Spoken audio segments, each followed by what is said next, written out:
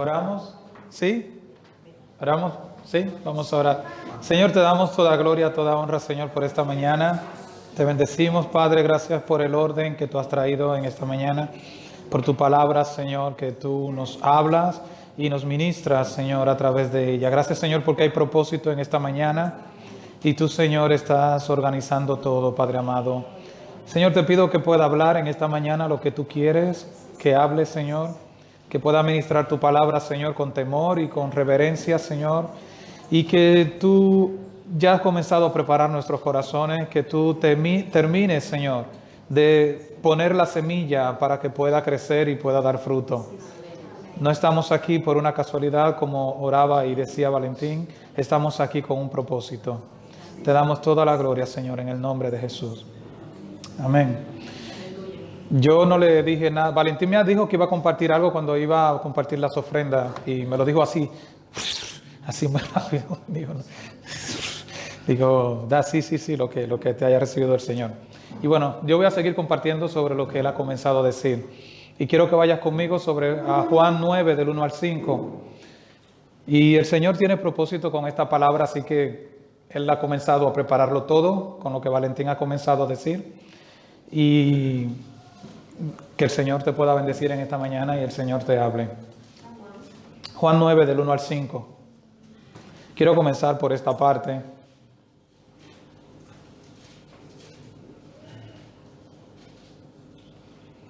Amén. ¿Lo tienen todos? Dice la palabra del Señor así. Al pasar Jesús vio a un hombre ciego de nacimiento y le preguntaron sus discípulos, diciendo, Rabí, ¿quién pecó este o sus padres para que haya nacido ciego? Respondió Jesús, no es que pecó este ni sus padres, sino para que las obras de Dios se manifiesten en él. Me es necesario hacer las obras del que me envió, entre tanto que el día dura, la noche viene cuando nadie puede trabajar. Entre tanto que estoy en el mundo, luz soy del mundo. Y comenzando con el tema, que ya le diré luego de qué les quiero predicar en esta mañana, una de las cosas que nos preguntamos los cristianos, como decía Valentín, ¿por qué estamos en un lugar o por qué ha sucedido algo? Este hombre no nos menciona la edad la Biblia, pero había nacido ciego.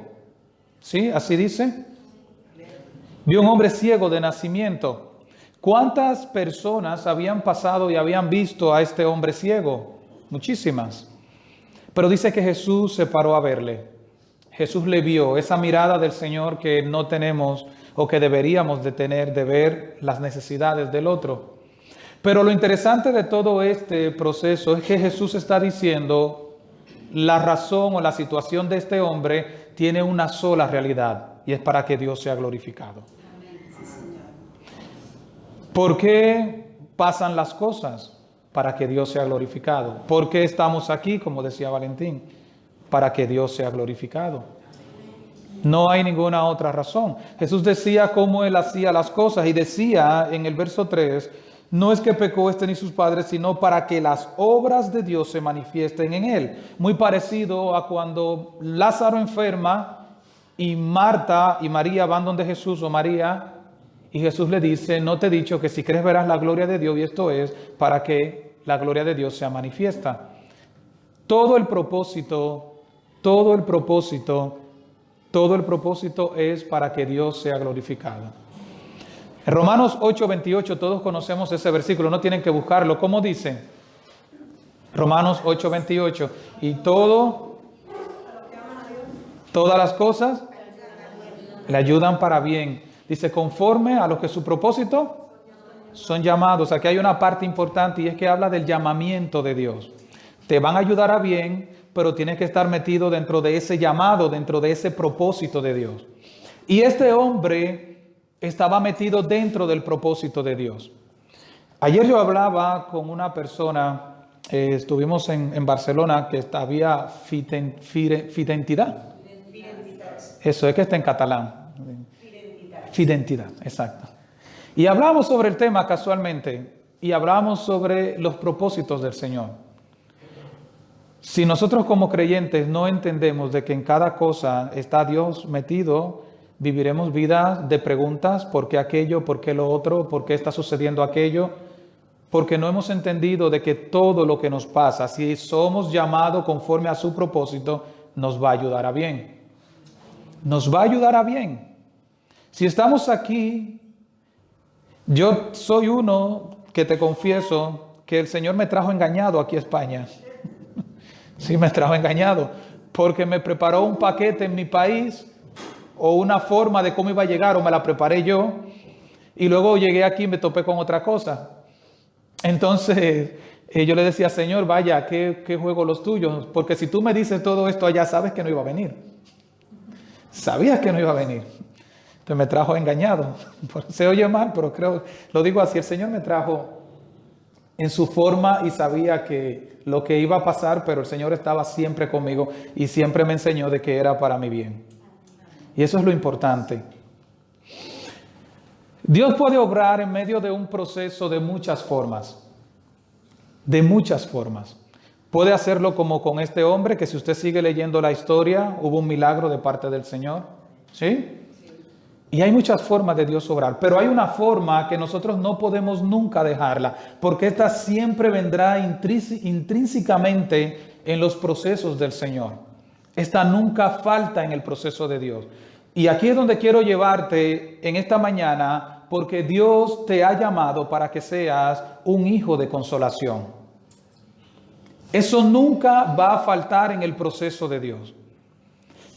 Dios obrará de muchas formas, pero dentro del proceso tienes que conocer la consolación del Señor en tu vida y en mi vida, porque el proceso, el mover de Dios en tu vida, de llevarte, de hacer algo contigo, involucrará que Dios te consuele en ese proceso, en ese tiempo.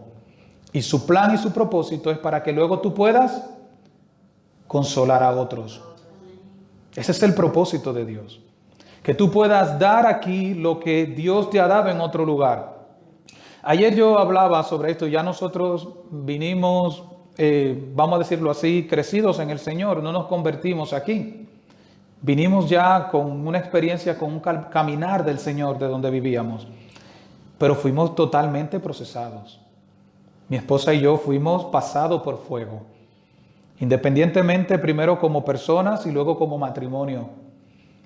Pero siempre el propósito del Señor en todo esto es hacerlo para que tú puedas consolar a otro. Entonces ese es mi propósito aquí en España.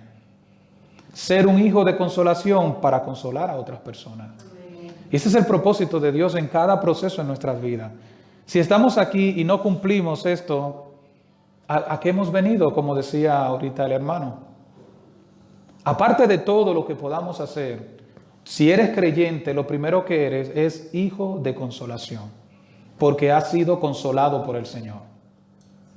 Y es cuando comenzamos entonces a pensar no tanto en nosotros, sino también en poder darle a los demás. Segunda de Corintios 1, del 3 al 4, quiero que vayas conmigo.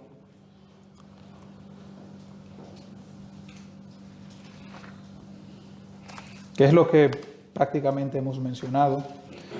Segunda de Corintios 1, del 3 al 4.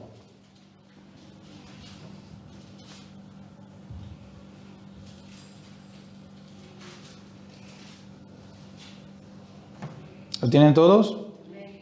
Dice, bendito sea el Dios y Padre de nuestro Señor Jesucristo, Padre de misericordia y Dios ¿de qué? De toda consolación, el cual nos consuela en todas nuestras tribulaciones, para que podamos también nosotros consolar a los que están en cualquier tribulación. ¿Por medio de qué? De la consolación con que nosotros somos consolados por Dios. A través de nuestra relación con el Señor y lo que usted recibe, usted tiene que estar en la capacidad de poder darle a otros. El Señor creo que ha ido trabajando en estos días en mi vida con estos temas, porque recuerdo que cuando estuvimos los hombres, estuvimos hablando allá de ser hombres de misericordia, ¿se acuerdan? Y creo que la esencia del cristianismo, la esencia de la iglesia es la misericordia del Señor, es el trato entre los hermanos, es el amor entre los hermanos. Es que nos busquemos entre nosotros mismos. Que no tengamos, por ejemplo, que hacer aquí una reunión para que nos vengamos a juntar, porque nos juntamos por nuestra cuenta con nuestros hermanos. Esa es la vida de la iglesia. Es la vida de que debe de existir, el compañerismo, el amor. Y somos una iglesia joven, pero sé que con el tiempo esto debe de ir creciendo, irá creciendo en cada uno de nosotros. Amén. Es esto, consolarnos, saber qué está pasando, qué sucede allí, qué sucede aquí. Y mira, aquí en estos textos de 2 de Corintios 1, del 3 al 4, hay un juego de palabras, por decirlo así, con la palabra consolar o consolación. Hay un juego de palabras en el griego. Mira, la palabra, vamos a verlo para decirte.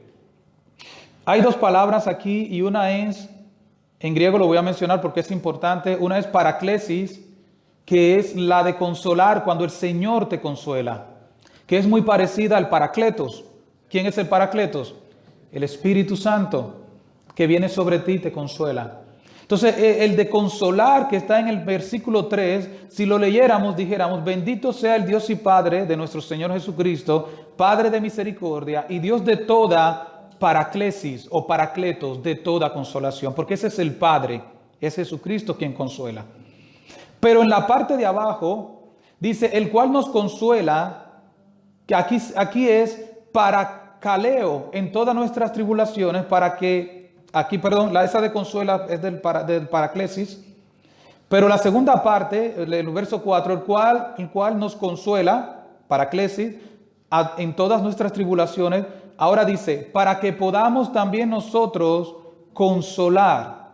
Y esta no es la misma de arriba, es diferente porque ahora somos nosotros quienes consolamos a nuestros hermanos. Y este es en griego parakaleo, que es parecido, porque es consolar, es animar, pero no es la obra de Dios y del Espíritu Santo sobre el creyente. Solamente Dios puede hacer esa parte. La parte del paracletos o el paraclesis solamente viene de parte del Señor. Pero es muy parecida porque también nosotros hacemos una función como si fuera de acompañar y de animar a nuestros hermanos. Es paracaleo. Dice, a los que están en cualquier tribulación por medio, nuevamente, de la consolación con que nosotros somos, ¿cómo? Ahí, consolados, nuevamente, paraclesis, exactamente. Somos el paracletos que viene y nos consuela. Dos tipos de consolación, escribo aquí, la que viene directamente de Jesucristo, que es paraclesis, que es una exhortación, es un caminar, y la que viene, que es la que viene para vida eterna, y la que recibimos de nuestros hermanos, que es alentarte. Es cuando te alentamos y te damos una palmadita. Vamos, que tú puedes. Vamos, que el Señor está contigo. Vamos, que vamos a caminar juntos. Vamos, que yo puedo. Yo te aliento, te doy ánimo. Eso es consolarte, eso es caminar contigo. Es decirte, vamos. Pero yo quiero hablarte, aunque tenía que tocarlo en esta mañana, de que has recibido esa consolación del Señor para que puedas darla. Porque ese es el centro de lo que el Señor hace en nosotros. Darnos para que podamos dar. Le dijo a Abraham, te bendeciré y serás bendición. No le dijo, te voy a bendecir y cada día será más bendecido y será más rico y tendrás más bienes. No, te bendeciré y serás bendición. Te bendigo para que puedas bendecir a otros. He escrito aquí, ¿qué no es consolación? ¿Qué no es ser consolado por Dios? ¿O qué no es usted consolar? Nosotros podemos confundir la consolación con la conmiseración. Son cosas totalmente diferentes. La conmiseración no se parece en nada en el original a lo que le he dicho. Es eleínos. Y conmiseración es digno de lástima. A veces confundimos la consolación del hermano con la conmiseración. Queremos estar ahí, es que yo no puedo y necesitamos el abrazo y queremos que nos pasen la mano y nos convertimos entonces en personas que damos penas.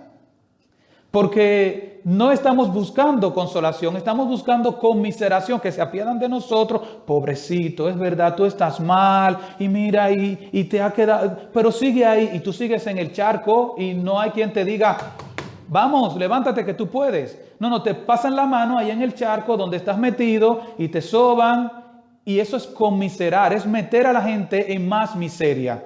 Por eso conmiseración es una unidad de dos palabras, con miseria. Y es tu miserar más a una gente de lo que ya está. Y la Biblia no habla de conmiseración, la Biblia habla de consolar, que es exhortar para que podamos caminar. Entonces, a eso es a lo que nos ha llamado el Señor.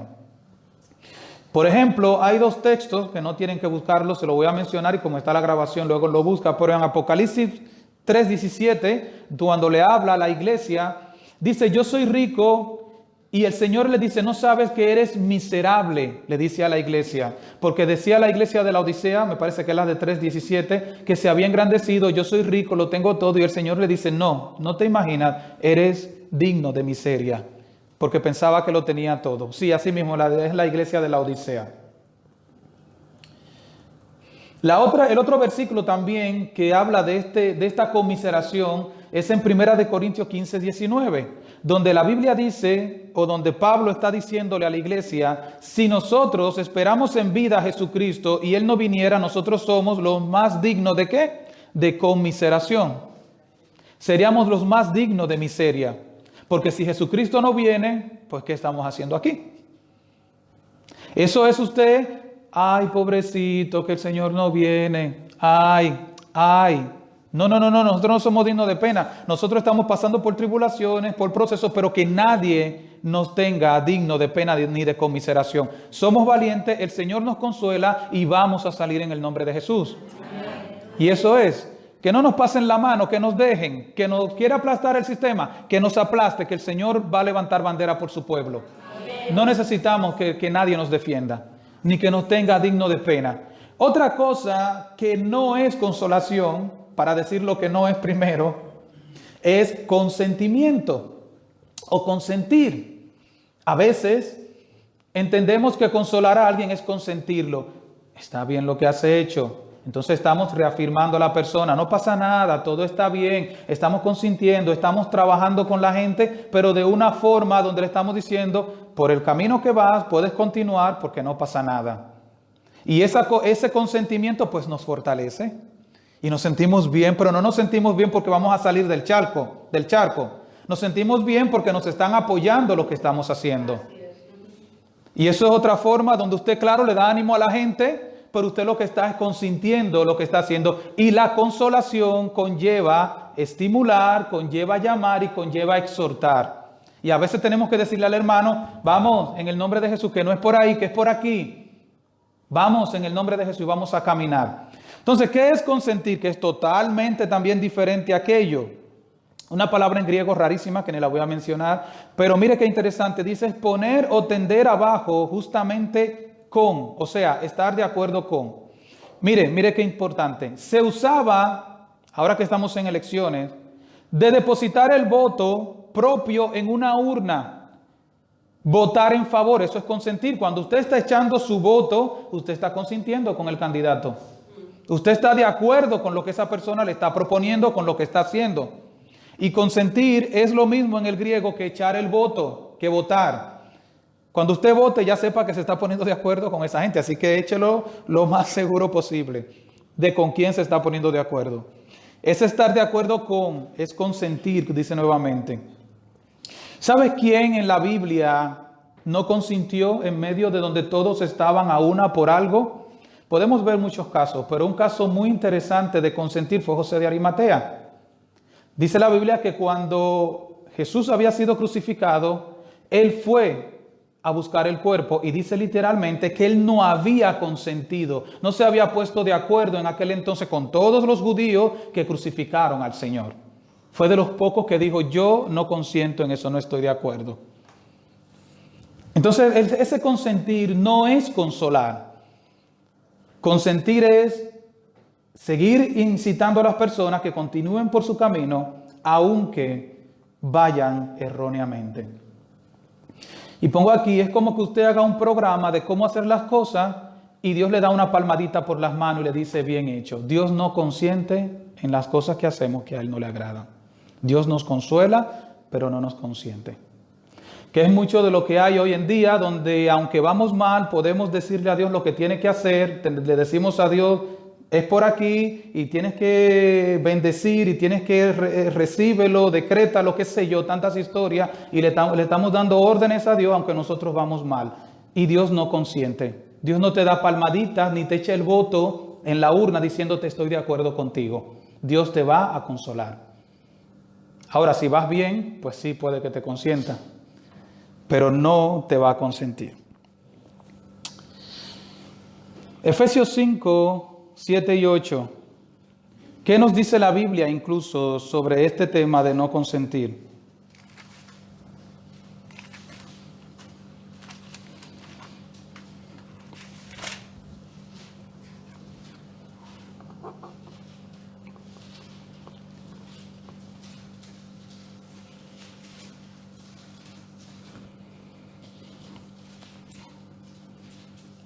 ¿Lo tienen todos? Dice, no seáis pues partícipes con ellos, no los consientas, dice la Biblia. ¿Sí? Porque en otro tiempo, ¿cómo éramos nosotros? Tinieblas, más ahora que somos luz en el Señor. ¿Y qué nos dice? Andemos como hijos de luz. Amén. Vamos a ver entonces cómo opera la consolación del Señor en nuestras vidas, porque el Señor quiere consolarnos. Volvemos a nuestro texto de 2 de Corintios.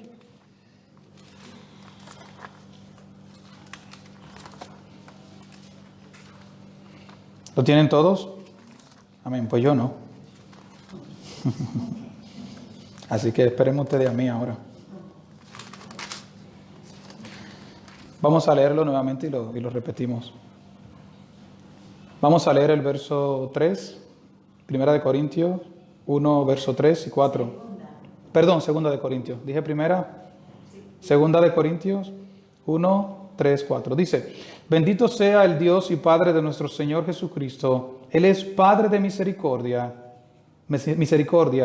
y Dios de toda consolación, el cual nos consuela en todas nuestras tribulaciones, para que podamos también nosotros consolar a los que están en cualquier tribulación, por medio de la consolación con que nosotros somos consolados por Dios.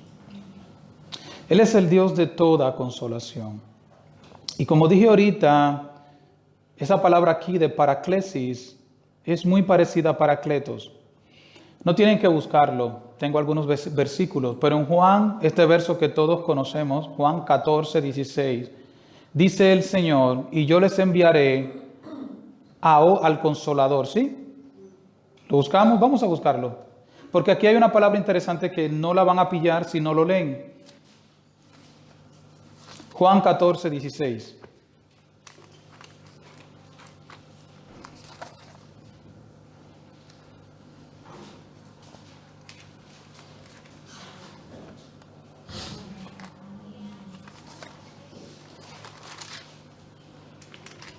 ¿Lo tienen todos? Dice, y yo rogaré al Padre y os dará ¿cómo? Otro consolador, Paracletos, para que esté con vosotros para siempre. ¿Qué es lo interesante de esta palabra de Paracletos?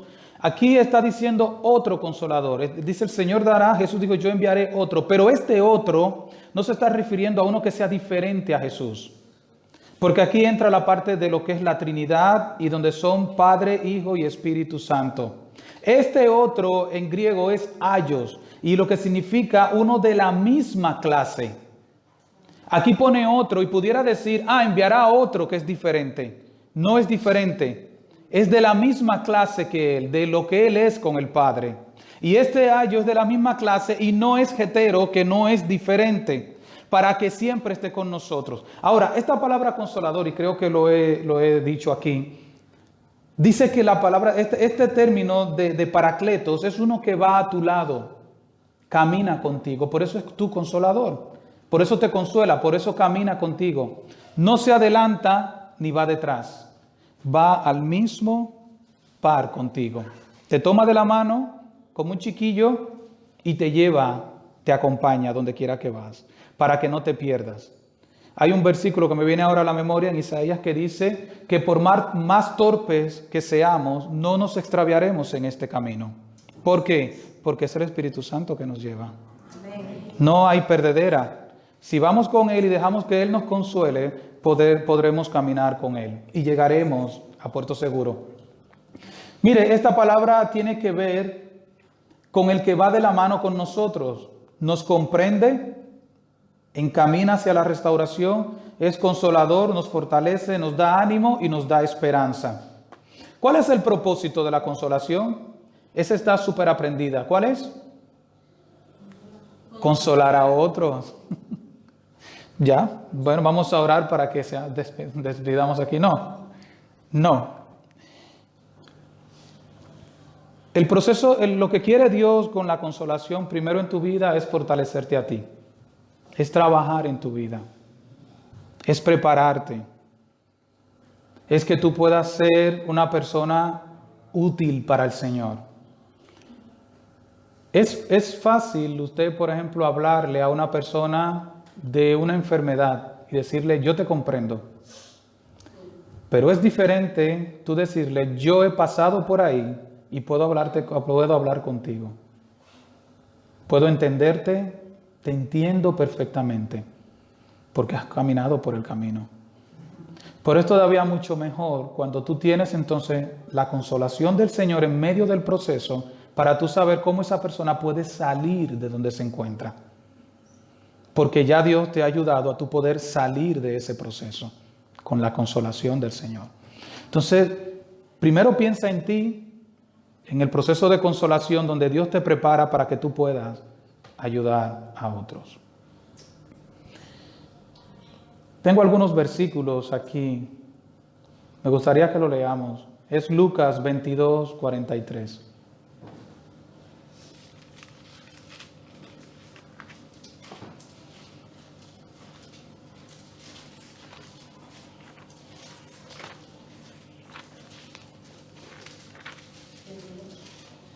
Lucas 22, 43.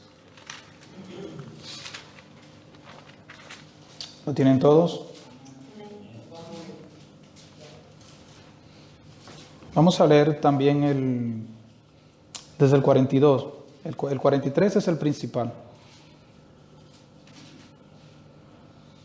Y leemos hasta el 46. Dice, diciendo, Padre, si quieres, pasa de mí esta copa, pero no se haga mi voluntad, sino la tuya.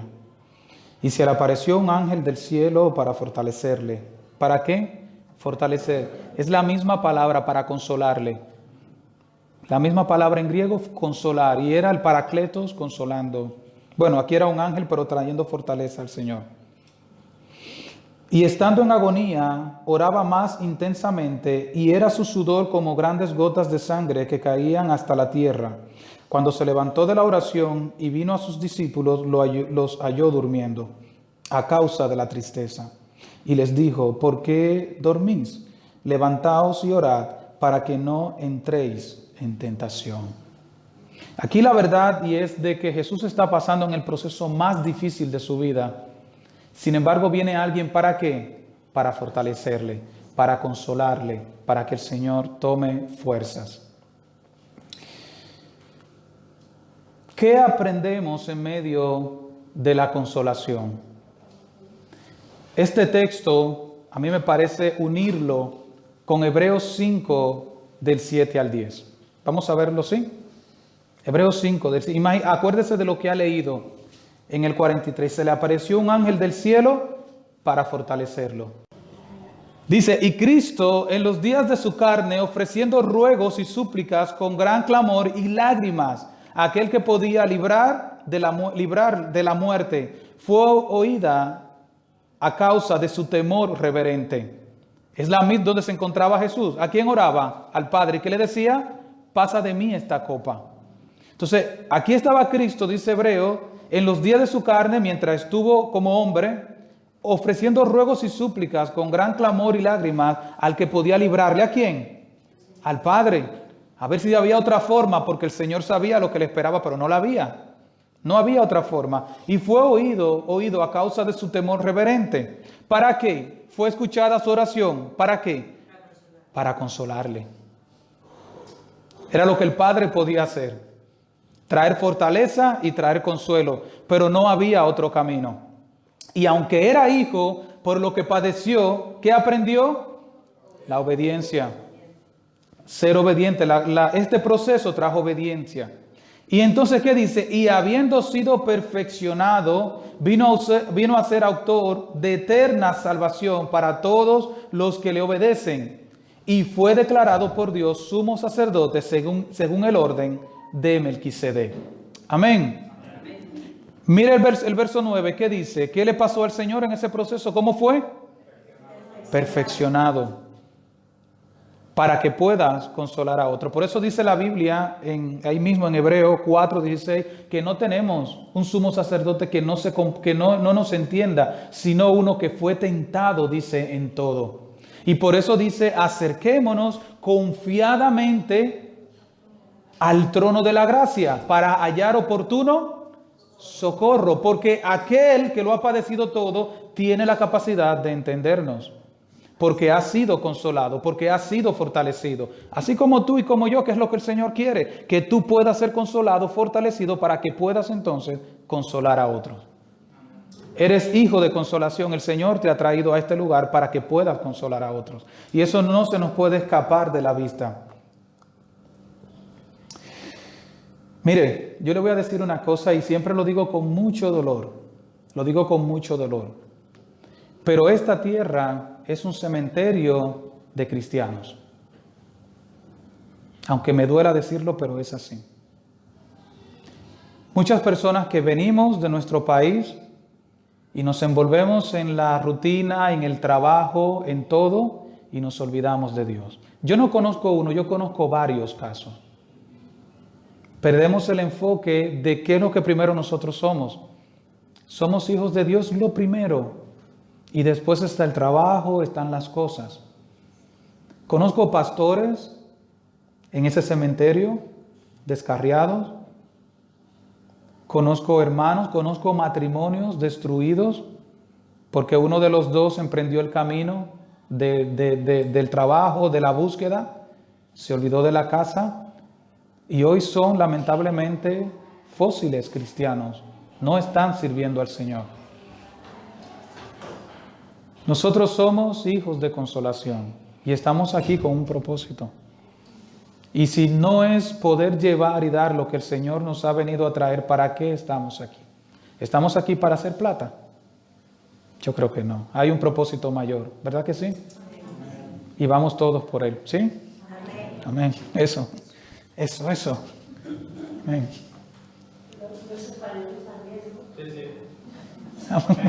Amén. Ah, los españoles también, eso. Claro, nos se unen también. Eso.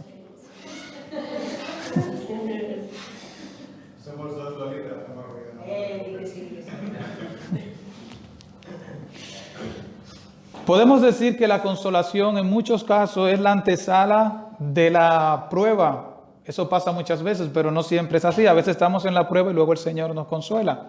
Para Jesús era la antesala de aquel proceso que iba a atravesar. Y debemos de recibirla preparado. Ahora, ya voy terminando con la consolación. ¿Terminamos o seguimos? Seguimos. Amén. No me engañen, que me están consintiendo. ¿No? Seguimos. Cuidado si me consienten. Mire, la primera cosa es que la consolación no desaparece el problema. ¿Desaparece el problema? No, nos consolamos, nos fortalecemos, pero hay una realidad. Sino que nos deja ser llevados más allá de lo que no nos deja, la consolación, vuelvo y lo mismo, no desaparece el problema. Lo que hace la consolación es prepararnos para no dejarnos ser llevar más allá de lo que nosotros podemos soportar. ¿Sí? Porque te prepara. Cuando dice la palabra que el Señor no te deja llevar o ser tentado más allá de lo que tú puedes soportar, es porque si tienes la consolación del Señor, podrás resistir la tentación que sea. ¿Qué hay difícil para el Señor? Nada. Si tienes la consolación del Señor, Él no te va a dejar ser tentado más. Claro que no, porque tienes el poder del Espíritu Santo para vencer. Incluso Pablo, en otro versículo que no lo tengo, pero mientras estuve estudiando, dice que nosotros fuimos llevados más allá de nuestras fuerzas. Claro, porque eran sus fuerzas humanas. Y ahora que recuerdo es el contexto cuando ellos naufragan y dice que se rompe la nave. No sé si recuerdan Hechos capítulo 20 y algo, y dice fuimos llevados más allá de nuestras fuerzas humanas. Claro, porque eran sus fuerzas humanas. Y aquí se refiere al plano natural, pero aquí se está refiriendo al plano espiritual. Dios no te deja ser llevado más allá de lo que puedes soportar. ¿Por qué? Porque has sido consolado por el Señor, has sido fortalecido, has sido instruido para que puedas soportar. ¿Hay algo difícil para Dios? No lo hay. Estamos preparados con el Señor. Otra cosa que hace la consolación, para que podamos también nosotros, bueno, volvemos a lo mismo, consolar a otros. Vamos a pasarla rápida, ¿sí? Aquí lo tengo y no puedo pasarle por encima. Bueno, sí lo tengo por algo. Ay, no puedo, hay que dejarse que la llevar. Y lo voy a leer así, decirlo yo rápidamente. Pero mire qué poderosa es la consolación que usted recibe del Señor. Cuando usted la recibe de parte de Dios, ¿hasta dónde usted puede llegar? Pablo y Silas, Hechos capítulo 16, llegan a la ciudad. Y dice la Biblia que una chica que era divina comenzó a decirle detrás de ellos, estos son hijos del Altísimo. Y Pablo dice que ya después de varios días, ¿conocen la historia? ¿Sí? La reprendió y la muchacha, como salió el espíritu, dejó la adivinación. Y aquellos hombres que se beneficiaban de esta muchacha, pues dijeron, vamos a por el que nos ha dañado el negocio. ¿Quiénes eran? Pablo y Silas. Los llevaron delante de alguien y dijeron, esta gente está enseñando cosas que nosotros no podemos recibir aquí. Los metieron presos, creo que lo azotaron primero, ¿sí? Le quitaron las ropas, dice la Biblia, los azotaron y después que lo azotaron lo metieron en la cárcel más profunda porque le dijeron al carcelero, cuida bien de ellos. Y dice la Biblia que Pablo y Silas comenzaron a cantar y adorar al Señor. ¿Qué estaban haciendo? ¿Estaban siendo consolados o estaban consolando a otros? Estaban siendo consolados en el poder de la adoración, recibiendo fortaleza. Por eso dice la Biblia que en la alabanza y en la adoración hay libertad y hay plenitud de gozo, porque cuando usted adora, usted está recibiendo de parte del Señor. Y ahí estaban ellos cantando, adorando al Señor y el Señor ministrándolo, su Espíritu Santo. Y dice la Biblia que se rompieron las cadenas, hubo un terremoto, se rompieron las esposas o los cepos que le habían puesto y el carcelero se quería matar. Pero mira lo que hacen estos hombres después que ellos son consolados, y por eso lo tengo aquí, Hechos 16:40. Léelo conmigo. Porque la consolación te lleva a consolar a otros. Cuando lo tengan, me dicen amén. Hechos 16:40. Le hice la historia brevemente, usted luego la puede leer en su casa.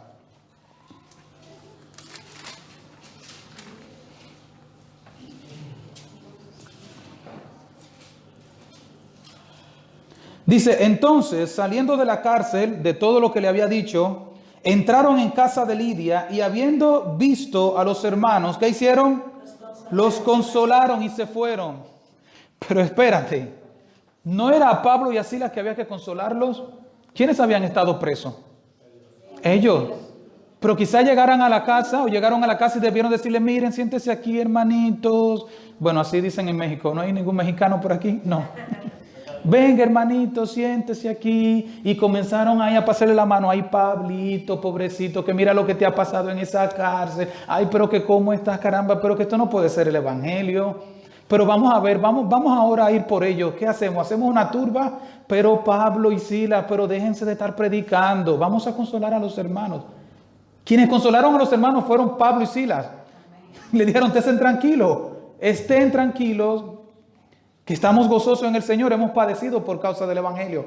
El otro día le contaba a una hermana y a algunos hermanos que tenemos una hermana en la iglesia, alguien que nos está visitando, que está pasando por un proceso difícil. Y me escribió algunas notas de lo que estaba sucediendo, lo que le está sucediendo. Y yo, Dios mío, dame sabiduría para cuando yo llame a esta hermana, ¿qué le voy a decir? Porque es una situación muy difícil. Y a veces las palabras, pues, tú sientes como que se caen en el móvil, como que... Y cuando yo llamo a esta hermana, pues, quiero decirte que ella fue la que me consoló a mí. Hermano, usted esté tranquilo que yo estoy bien. Yo estoy bien, el Señor está conmigo, estoy siendo procesada, pero no pasa nada. Hoy me escribió una nota en la mañana y me dijo, yo estoy en el proceso del Señor, pero estoy fortalecida. Y voy a continuar y ya llamaré y ya me pondré en contacto. Pero esté tranquilo, yo necesito este tiempo. Y a veces nosotros vemos la situación de la otra persona y decimos, uff, que esto está dificilísimo. Y cuando hablamos con la persona, ellos nos consuelan a nosotros. Hermano, esté tranquilo y tenga paz, que yo estoy bien. Esa es la querida hermana que estamos caminando con ella, con Leyanira. Voy terminando. Ahora hay un punto muy importante en la consolación. Muy importante. ¿Sabes qué es? Que la consolación es voluntaria. El Señor no te consuela sin tú querer. Tienes que dejarte ser consolado por el Señor. Tienes que recibir de Él su consolación. Vamos a ver en Tesalonicenses, segunda de Tesalonicenses 2. Así los que se están durmiendo no se me duermen y buscan un poco en la Biblia. Segunda de Tesalonicenses 2, del 15 al 17.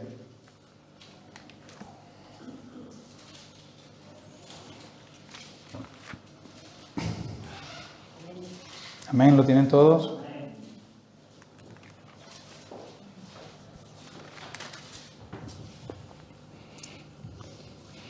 Dice, así que, hermanos, estad firmes y retened la doctrina que habéis aprendido, sea por palabra o por carta nuestra. Y el mismo Jesucristo, Señor nuestro, y Dios nuestro Padre, el cual nos amó y nos dio consolación, ¿cómo? Eterna. Y buena esperanza por gracia. Dice, conforte, y esa palabra es nuevamente, aunque ahí dice conforte, consuele. Traiga consuelo a tu vida. Aquel que has recibido la consolación primeramente eterna. Vuestro corazón y os confirme en toda buena palabra y obra. La consolación que viene del Señor es una consolación eterna. Es la consolación de estar en su presencia, de recibirlo a Él. Incluso aquí pudiéramos mencionar dentro de este versículo 16, a Juan 3:16, donde dice que de tal manera amó Dios al mundo, para que todo aquel que en Él cree no se pierda, mas tenga vida eterna. Reciba la consolación eterna, la consolación del Padre. No sé si tú estás aquí y nunca has recibido la consolación que viene de parte del Señor. Pero es tan simple, es simplemente decirle, Señor, yo recibo tu consolación, yo recibo tu amor, yo recibo tu perdón. Y quiero recibir esa consolación que viene de ti para poder consolar a otros, para poder darle a otros consolación. Quiero que estemos de pie.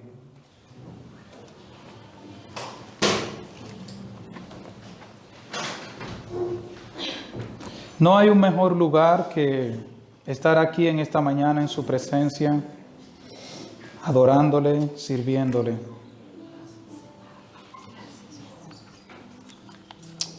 Si tú estás ahí en esta mañana y le dices, Señor, yo quiero ser consolado por ti, quiero decirte que no hay mejor consolación que la que recibimos de parte del Señor. No hay nada, no hay trabajo, no hay riqueza, no hay hijos, no hay esposa, esposo que pueda llenar el vacío de la consolación del Señor. No hay situación que no puedas rebasar con el Señor cuando recibes su perdón, su amor y su consolación en tu vida. Hoy es día de salvación, hoy es día de restauración, hoy es día de gozo.